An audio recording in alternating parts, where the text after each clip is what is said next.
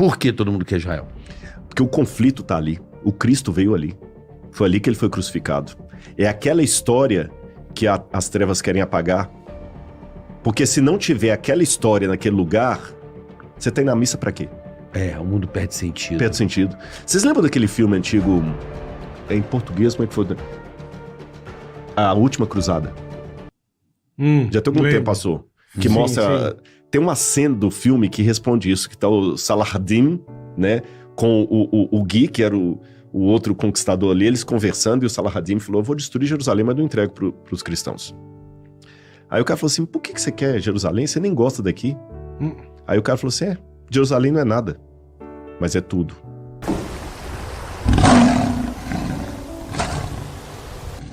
Também, vocês estão com o estúdio de vocês aqui, mas eu tenho uma fortaleza romana aqui embaixo. Imagine.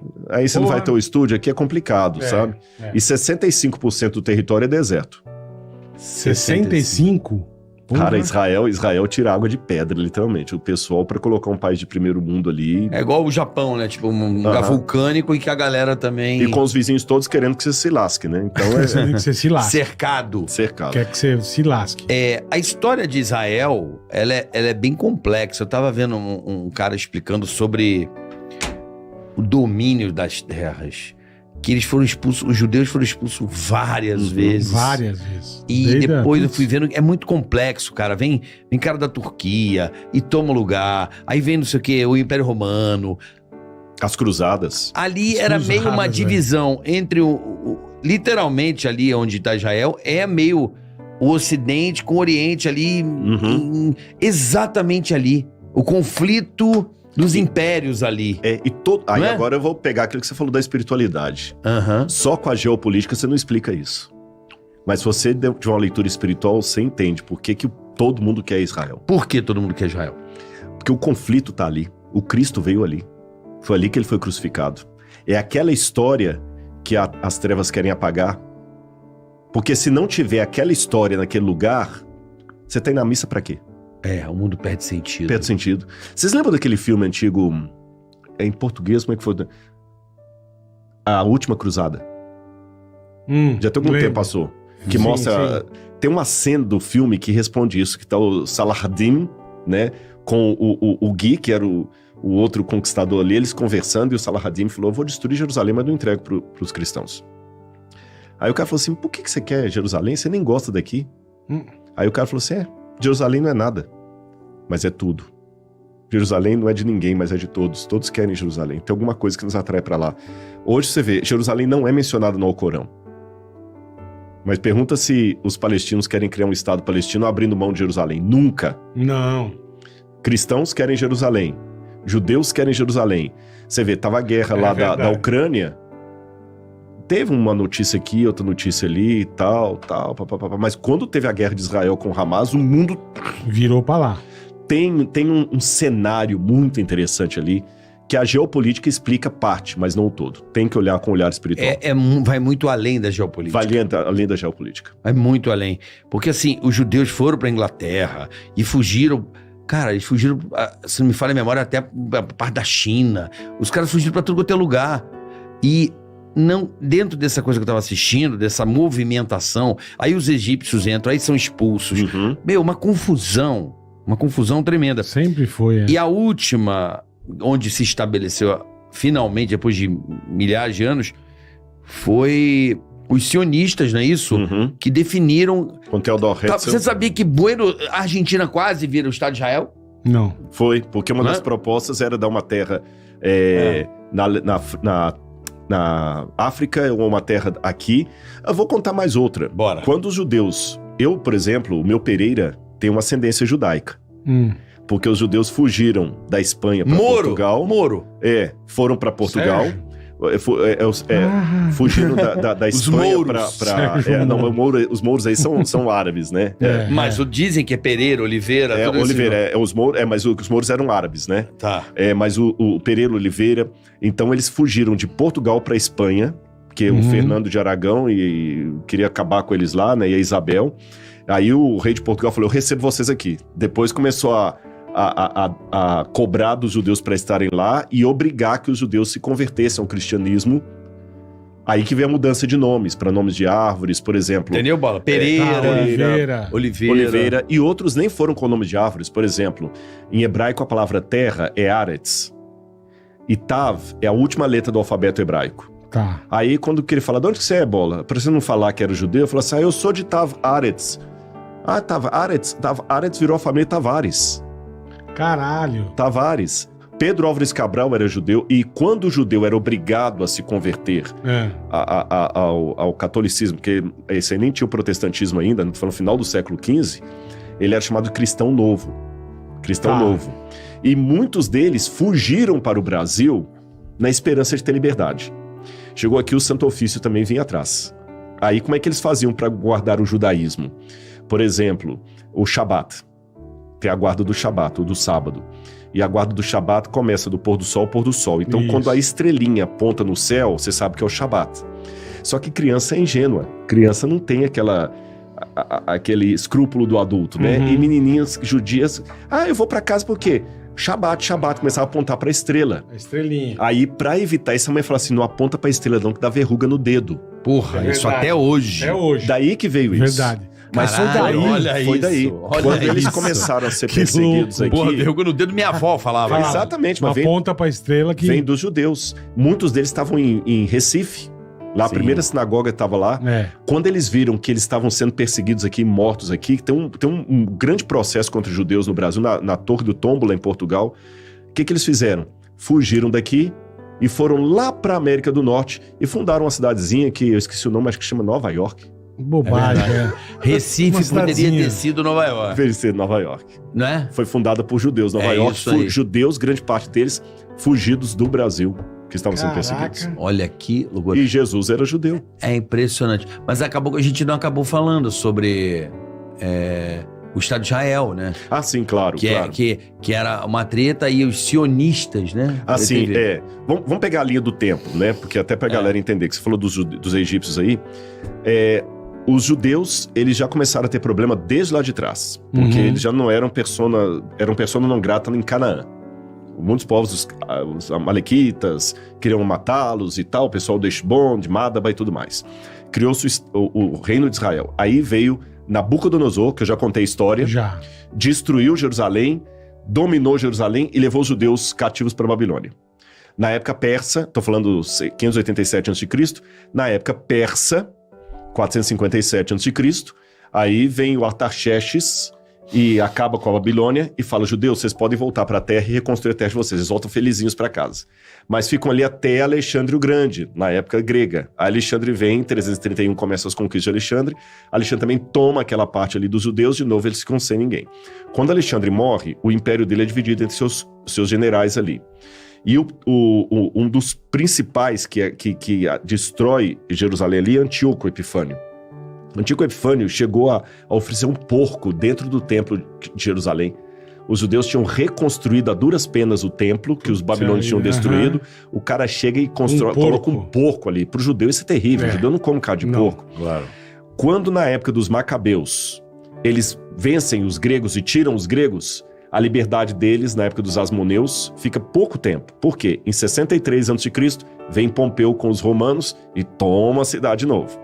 Tá, E os romanos ficam ali. E né? eles não conseguem tirar. Quando Jesus nasce, quem dominava eram os romanos. Tanto é que a Bíblia fala, Jesus Claro. nasceu na época de César Augusto, foi crucificado pelos romanos. Na Semana Santa você vê os soldados romanos e tal. No ano 70 de nossa era, os romanos destroem de novo o templo de Jerusalém, acabam com a cidade de Jerusalém. Os judeus não conseguem se restabelecer.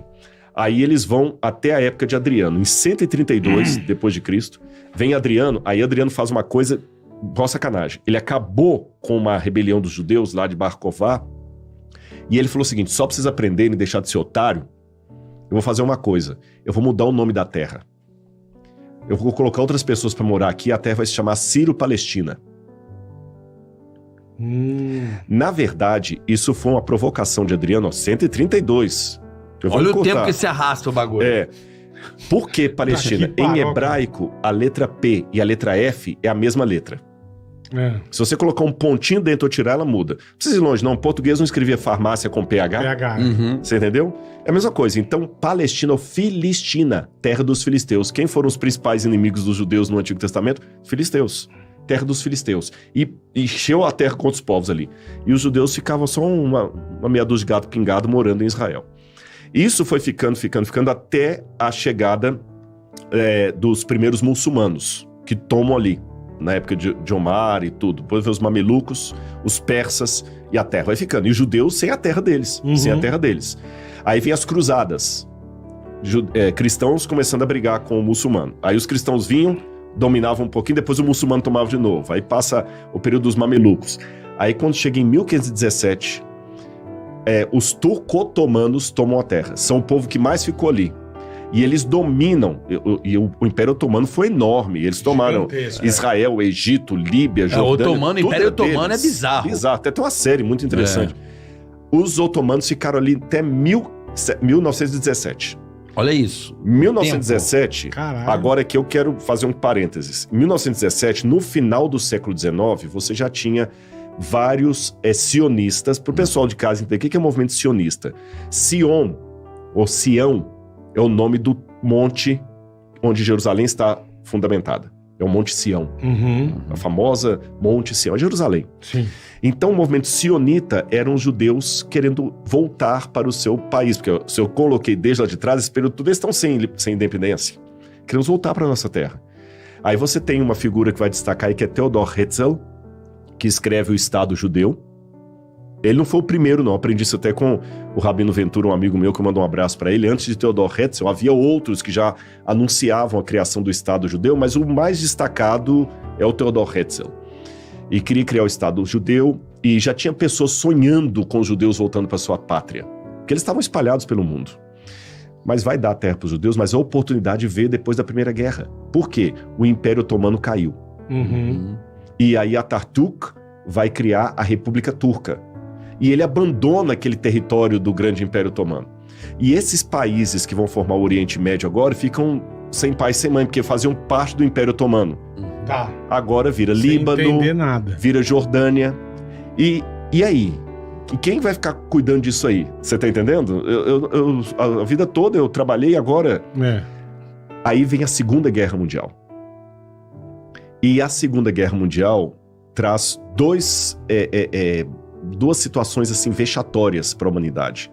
Primeiro, foi a derrota da Europa, que a Europa venceu Hitler, mas a que preço? A Inglaterra praticamente entrou em bancarrota. Sim. Foi tudo destruído. Tudo destruído. A Inglaterra não tinha mais condição de segurar as colônias dela. Nem a França. Charles de Gaulle, ninguém. A Alemanha estava envergonhada que ela deu Hitler ao mundo, ainda teve um saldo de 6 milhões de judeus mortos. Então, o que o Biro dos países da Europa fizeram? Vamos pegar os mandatos que nós temos nesse país, porque como eles venceram o Império Turco-Otomano, eles ficaram com mandatos nesse lugar. E lá tinha petróleo. Acreditava-se, hoje a gente sabe que Israel não tem petróleo, mas na época pensava que tinha muito petróleo ali. Então o que eu vou fazer, caramba? Eu não consigo mais controlar a colônia, eu não tenho dinheiro para isso. Mas já sei o que eu vou fazer. Carioca é meu amigo. Muito chegado. Eu vou falar, Carioca, você quer aquela terrena ali para sua família administrar? Ah, quero. Então tá bom, mas em troca da amizade, você sempre vai me dando petróleo de lá e tudo mais. Sim. Foi aí que criaram Te dou o terreno, mas você me dá a Jordânia foi dada para a família Rushemita. A Arábia Saudita foi dada para outra família. O Líbano foi criado assim. Eu não sabia. Você tá entendendo? E aí, quando chegou naquele território, os judeus, dá licença, a gente também quer a nossa terra. Os que sobraram depois do Holocausto. Óbvio. Só que os países árabes que ganharam terras e ficaram ricos por causa do petróleo, o Nasser comandava lá o canal de Suez, falou assim, não, para judeu a gente não quer nada aqui não. E eles tinham a intenção de fazer a República Árabe Unida. Aí veio uma chantagem na Liga das Nações Unidas, que hoje é a ONU. Se vocês derem território para Israel, a gente segura o petróleo. Não queremos judeu aqui. Mas a terra, vamos dar para os palestinos. Aí começou a briga, mas nunca, nem nesses países deram que terra acabou pros ficando a palestinos. faixa de Gaza. A faixa de Gaza. Aí a faixa de Gaza e a Cisjordânia foi decidido na ONU. Foi na ONU. E agora eu vou falar uma coisa que vai surpreender. Sabe quem deu a terra dos palestinos? Eu sei que muito hater vai querer me desmentir aí, mas isso é história, é fato. Brasileiro? Não, o brasileiro Oswaldo Aranha assinou Ah. o Estado de Israel. Sim, sim. Mas quem respeitou o contrato foi Israel. O Sabe próprio Israel que... Sabe quem não respeitou o contrato da ONU? Jordânia e Egito. É só olhar na história, gente. Se alguém vai dar... tem que estar mentindo. Olha na história. A faixa de Gaza, o Egito não respeitou. E a Cisjordânia, a Jordânia não respeitou. Tanto é que Israel só vai tomar essas terras da Jordânia em 1967. Então, quem não deu a terra para os palestinos foram os próprios países árabes que não reconheciam os palestinos. Chama a Guerra dos Sete... A Guerra dos 6 Dias. Dos 6 dias, isso. Você tá entendendo? Então, essa briga lá é toda. Por que não divide a terra? Igual eu falo, agora o Hamas propôs criar o Estado de Israel. Não é somente isso. Eu não estou aqui dando solução, gente. Eu estou historiando. Se eu tivesse a solução, eu seria presidente do mundo. Não, e nem a opinião. Aí você estuda, é diferente. Claro. Ia ser presidente Isso é fatos do mundo. históricos. Você entendeu? Ia ser presidente do mundo. Ia ser presidente do mundo. O primeiro problema. Israel não abre mão da capital Jerusalém. Por quê? Tá Porque lá o lugar mais sagrado, porra, pro judaísmo. Os muçulmanos também não abrem mão de Jerusalém. Porque se tornou importante para o islamismo por causa de uma história que de lá Maomé subiu ao paraíso, recebeu as orações do Islã. Para quem vai ficar Jerusalém? Eu acabei de falar há pouco aqui que você tem 65% do território desértico. Sim, que não... Tem pouca água. Teoricamente não serve para nada. Israel só tem paz com a Jordânia porque prometeu sempre vender água para a Jordânia. Quem vai ficar com a água? Israel tomou as colinas de Golã porque a Síria estava querendo acabar com as nascentes do Rio Jordão. Quem vai ficar com a água? Quem vai ficar com Jerusalém? Você está entendendo? E o detalhe é que muitos países árabes ali, eles não querem apenas criar um estado harmônico de Israel e outro da Palestina. Eles querem o fim Eles querem de Israel. É isso aí. Você está entendendo? Eles querem o fim de Israel. Eles não querem que aquilo exista e que as terras. Exatamente. É lógico que isso aqui não significa dizer que Israel nunca errou. Não, pelo contrário. Eu não preciso nem... Isso não é nenhum antissemitismo de minha parte dizer que o Netanyahu, por exemplo, o camarada é terrível. Você está entendendo? O próprio Israel hoje, 53% da população não aprova o governo do Netanyahu. Você entendeu? Se você perguntar para israelense lá o que eles acham... Netanyahu... Se terminar essa guerra e ele for para um tribunal internacional de guerra, não duvidarei. Agora, daí a defender Hamas e dizer que eles foram santinhos... Você que é um cara estudioso, Rodrigão,